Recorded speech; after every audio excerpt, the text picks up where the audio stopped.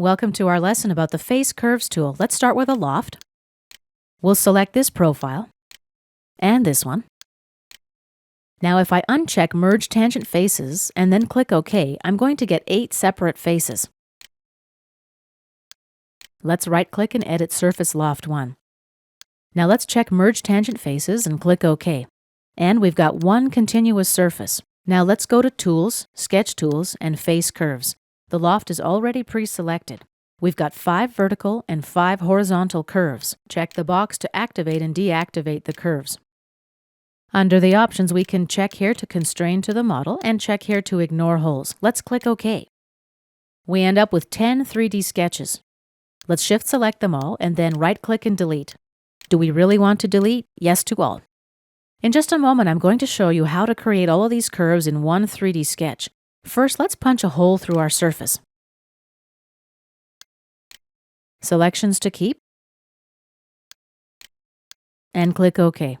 Let's go to the Sketch tab now and create a 3D sketch.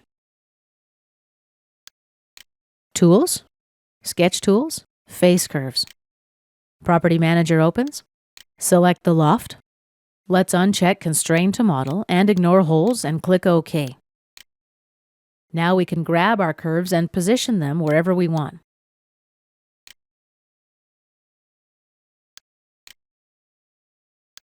Let's cancel out.